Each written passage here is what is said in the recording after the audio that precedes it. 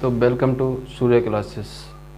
तो आज हम आपको बताएंगे हमारा जो राष्ट्रीय झंडा है तिरंगा, उसके बारे में। तो पहले हम बताते हैं हमारे तिरंगे की आकृति बनी है, इसमें कलर तो नहीं है, तो समझने के लिए बना रखी है।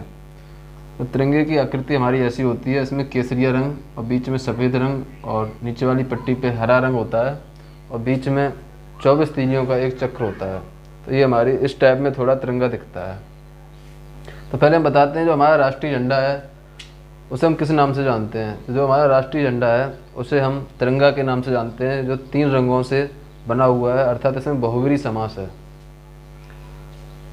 तो जब हमारे संविधान सभा में जो आज़ादी का प्रस्ताव भेजा गया था ब्रिटेन में, जब प्रस्ताव पास हो गया 15 अगस्त 1947 को, उस पर सिग्नेचर हो गए कि भारत को आज़ाद कर दिया गया है।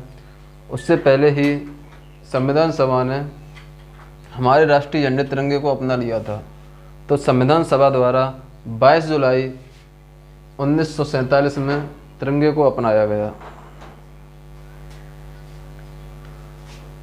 कब अपनाया गया? 22 जुलाई 1947 को संविधान सभा द्वारा, इसे संविधान सभा द्वारा अपनाया गया था। तो हम लिख देते हैं संविधान सभा। क्वेश्चन बनता है यहाँ से, संविधान सभा द्वारा राष्ट्रीय झंडे को कब अपनाया? तो इसका आंसर होगा 22 जुलाई 1947 को।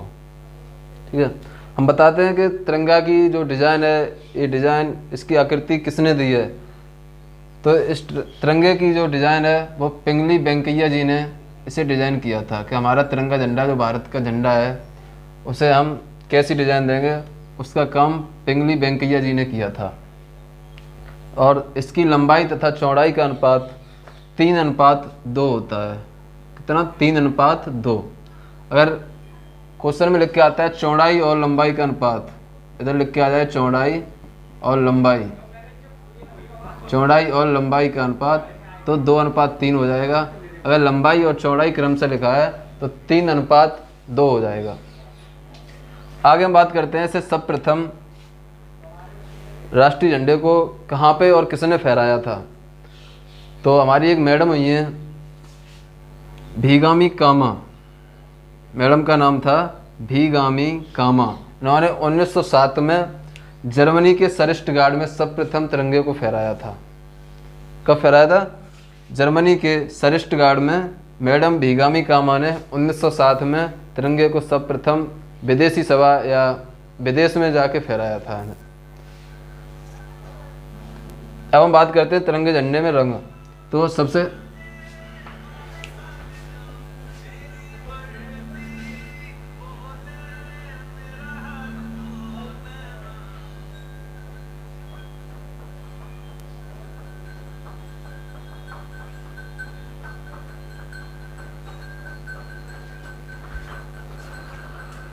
तो अब हम बताते हैं रंगों के बारे में।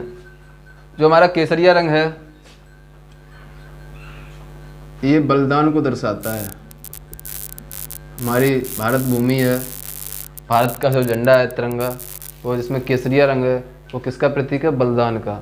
हमारे कई भारतीय सैनिक बलिदान दे चुके हैं। ठीक है, और जो सफ़ेद रंग होता है वो होता है शांति का। सफ़ेद रंग किसे दर्शाता है? शांति को। और हरा रंग हरियाली को। हरा रंग दर्शाता है हरियाली को। तो इसकी लंबाई और चौड़ाई का अनुपात कितना होगा? ये होगा 3 और इधर 2, 3:2। और जो हमारी 24 तीलियां हैं, ये तीलियां हमें दर्शाती हैं कि हमें 24 घंटे अथक होके, यानी कि अथक रूप से बिना थके हुए 24 घंटे कार्यरत रहना चाहिए। कैसा रहना चाहिए? कार्यरत, अथक रूप से। कहीं कि देखा होगा आपने हॉस्पिटल पे लिखा होता है 24/7। एटीएम पे भी लिखा होता है, एटीएम जहाँ एटीएम मशीनें होती हैं वहाँ पे भी, यानी कि 24 घंटे और 7 दिन लगातार खुले रहते हैं हॉस्पिटल और जो एटीएम होते हैं वो। इसी प्रकार ये 24 तीलियाँ यही दर्शाती हैं कि अथक रूप से 24 घंटे कार्यरत रहना चाहिए। और केसरिया रंग बलिदान के लिए, सफ़ेद रंग शांति के लिए और हरा रंग हरियाली के लिए। और सबसे खास बात ये है, कहीं पे भी जैसे तिरंगा को लगाया जाता है, या जैसे संसद में है या राष्ट्रपति भवन है या किसी औद्योगिक क्षेत्र में भी तिरंगा को लगाया जाता है, तो तिरंगा हमें सूर्योदय से पहले, यानी कि जब सूर्य उदय होता है, सूर्य निकलता है, उससे पहले नहीं लगाना चाहिए। जब सूर्य उदय हो जाए, यानी कि सूरज की लालिमा आ जाए, उसके बाद हम तिरंगा को फहरा देना चाहिए और सूर्यास्त होने से पहले उतार लेना चाहिए। मतलब ये है कि कोई अंधेरे में हमारे तिरंगे को देख ना पाए, इसलिए सूर्य उदय के बाद और सूर्यास्त से पहले तिरंगे को उतार लेना चाहिए और सूर्योदय से बाद ही तिरंगे को फहराना चाहिए। सेकंड टॉपिक ये है, जैसे कई फ्लैग मोर्चा होता है, कहीं पे भी लोग वाग तिरंगे को लेके मोर्चा निकालते हैं, तो तिरंगे की स्थिति हमारी ऐसी रहती है, जो सीधा हाथ होता है, तो सीधा जैसे ये तिरंगे का डंडा है, ये मान लो सपोज करो ये डंडा है, तो जो सीधा हाथ होता है ऐसे हम ऊपर पकड़ेंगे, ऐसे तिरंगे को ऐसे करके ऐसे चलना चाहिए फ्लैग मार्च में। तो जब फ्लैग मार्च करते हैं झंडे को लेके, तो हमेशा सीधा हाथ, दाहिना हाथ ऊपर होना चाहिए ऐसे, और बायां हाथ नीचे।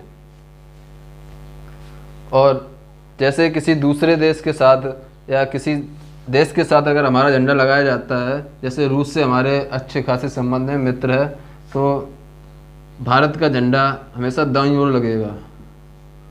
कहाँ पे लगेगा? दाईं ओर। और जो रूस का झंडा होगा वो लगेगा बाईं ओर पे। इसमें यानी कि सम्मान मिलता है दूसरे देश को भी, जो झंडा बराबर में होता है, लेकिन भारत का झंडा, जिस देश का झंडा है, उसे हम हमेशा दाईं ओर ही लगाएंगे। और जैसे अन्य झंडों के साथ हम अपने तिरंगे को लगाते हैं, तो हमेशा हमारा झंडा जो तिरंगा है, जैसे कई धार्मिक झंडे हैं, लाल पीले हरे नीले जो भी है, तो जब उसके साथ हम कंपेयर करते हैं, तो हमेशा भारतीय झंडा जो हमारा तिरंगा है वो सबसे ऊपर होना चाहिए ऊंचाई में, और जो अन्य झंडे हैं धार्मिक वाले वो उससे नीचे फहरने चाहिए। तीसरा पॉइंट ये होता है हमारे झंडे में, जब देश पर कोई बुरा संकट आता है तो तिरंगे को उल्टा कर दिया जाता है। उल्टे का मतलब ये नहीं होता कि डंडा ऊपर और झंडा नीचे कर दें, ऐसा नहीं है। यानी कि जो लाल रंग होता है, केसरिया रंग होता है, उसे नीचे कर देते हैं और हरे रंग को ऊपर। जब बहुत ही बुरा संकट आ जाता है, जैसे तूफान वगैरह या बाढ़ वगैरह आ जाती है, तो संकट के समय हमेशा झंडे को उल्टा लहराया जाता है।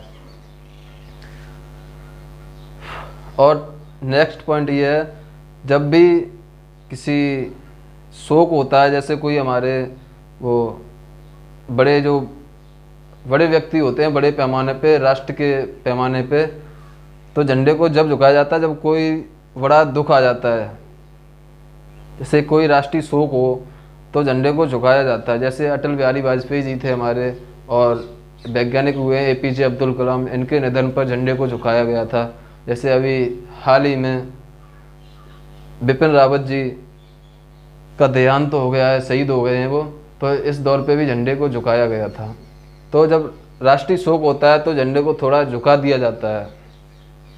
तो आज के लिए बस इतना ही। जय हिंद, जय भारत। कल फिर मिलेंगे नेक्स्ट वीडियो में। अगर वीडियो अच्छी लगी हो तो चैनल को सब्सक्राइब करें, लाइक करें, शेयर करें। धन्यवाद।